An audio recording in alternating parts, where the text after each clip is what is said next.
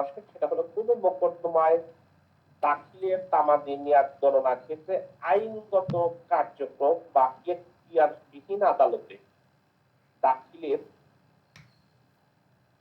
সৎ উদ্দেশ্যমূলক কার্যক্রম দ্বারা সময় যদি পালিত হয়, সেক্ষেত্রে আপনি কিভাবে তামাদি মেয়াদটাকে গ্রহণ করবেন, খুবই ইম্পর্টেন্ট। অথবা আপনাকে বলে দিতে পারে সময়গুলো, এই সময়গুলো কিভাবে গণনা করবেন। আইনগত কার্যধারা, মামলার কার্যক্রম স্থগিত, যখন বাংলাদেশের বিদেশে থাকে, বিবাদী বাংলাদেশের বাহিরে থাকে, যখন বাদীর সদ উদ্দেশ্যে এখতিয়ারবিহীন আদালতে মামলা পরিচালনা করে। দ্যাট মিনস আমরা কত নাম্বার সেকশন থেকে 12 number section, 13 number section, 14 number section, 15 number section, 16 number section এবং 17 নাম্বার সেকশন থেকে প্রশ্ন পাওয়ার সম্ভাবনা, সবগুলো মিলে একটা প্রশ্ন, বড় প্রশ্ন হওয়ার সম্ভাবনা খুবই বেশি। সেই ক্ষেত্রে আইনগত কার্যধারা ব্যয়িত সময় বাদ দিতে হবে। এটা 12 নাম্বার সেকশনের আপনাকে অ্যান্সার করতে হবে।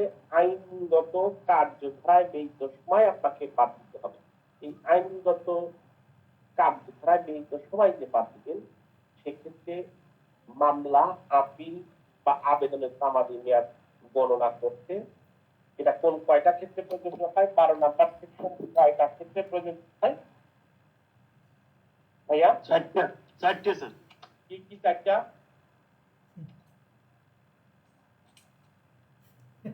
মামলা বা আপিলের দরখাস্ত, প্রথম কথা মামলা, আপিল বা দরখাস্ত মেয়াদ যেদিন গণনা করবেন সেদিন, রায় ঘোষণার দিন, রায়ের নকল গ্রহণের ব্যয়িত সময়, আর রেয়াদাত উত্তোলন করতে যে সময় ব্যয় হবে। তাহলে 12-1 বলেছে মামলা বা আপিল বা আবেদন তামাদি মেয়াদ গণনা করতে যেই দিন গণনাটা আরম্ভ করবেন, সেই দিনটাই কি বাদ দিয়ে গণনা করতে হবে। 12-1 তাহলে প্রথমে তিনটা বিষয়ের কথা বললো, মামলা, আপিল বা আবেদন। আবেদনের তামাদি মেয়াদ যেদিন থেকে গণনা শুরু করবেন সেদিন বাদ দিতে। মামলা কিন্তু কার্যধারা ক্ষেত্রে 12-1 কথা।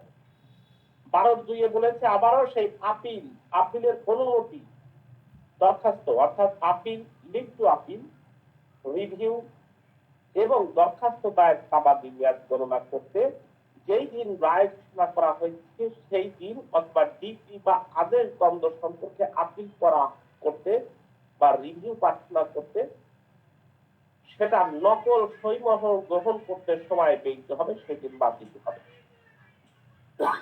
12 নাম্বার সেকশন থেকে প্রশ্ন হয়, খুবই ইম্পর্টেন্ট প্রশ্ন, খুবই ইম্পর্টেন্ট প্রশ্ন। এই প্রশ্ন, এই একটা প্রশ্ন বড় প্রশ্ন, একটা প্রশ্ন দিয়ে সব ধরনের প্রশ্ন করতে পারে।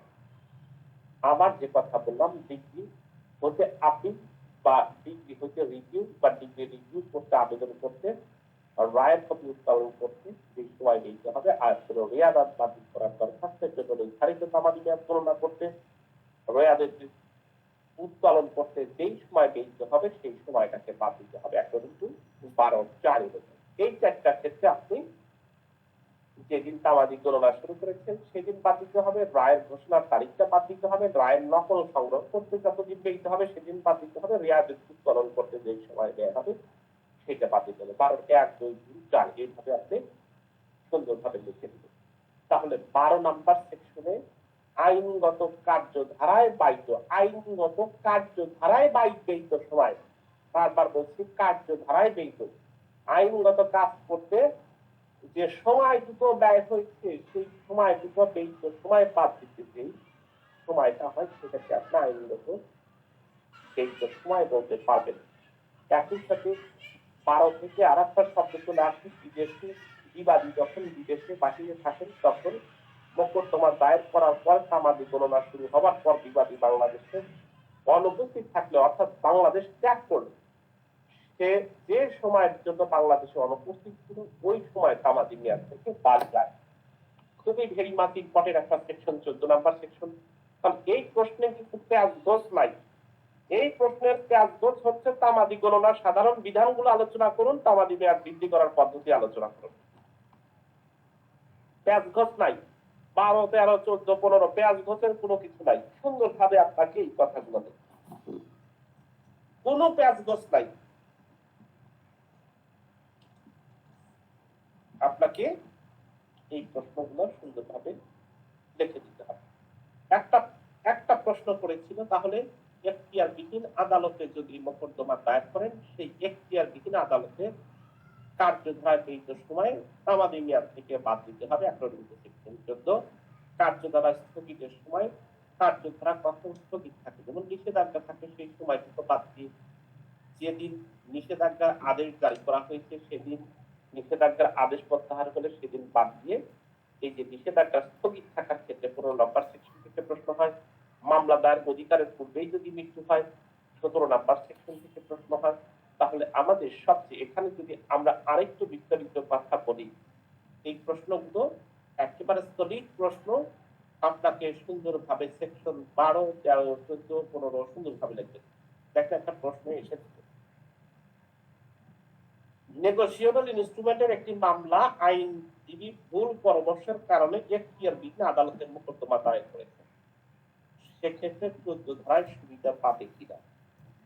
খুব গুরুত্বপূর্ণ প্রশ্ন করেছে, প্রবলেমেটিক প্রশ্ন হিসেবে এই প্রশ্নটা করেছে।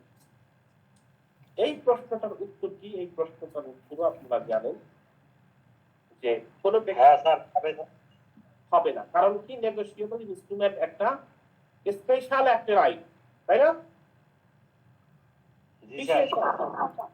সুবিধা তো পাবে স্যার, 14 ধারা অনুযায়ী সুবিধা পাবে না স্যার? 14 ধারায় মামলা ক্ষেত্রে সুবিধা পাবে। আরেকটু আসেন না, আমি কথা বলছি। নেগোশিয়েবল ইনস্ট্রুমেন্ট একটা বিশেষ আইন, সেই ক্ষেত্রে যেখানে মামলা দায়ের করার সুস্পষ্ট বিধান আছে, কত দিনের মধ্যে, 30 দিনের মধ্যে আপনাকে নোটিশ দিতে হবে। 30 দিনের পরে, নোটিশের ঠিক 30 দিন পরে আপনাকে মামলা দায়ের করার জন্য আরো 30 দিন পাবেন। সেই ক্ষেত্রে মামলা দায়ের করার সুস্পষ্ট বিধান কিন্তু রয়েছে।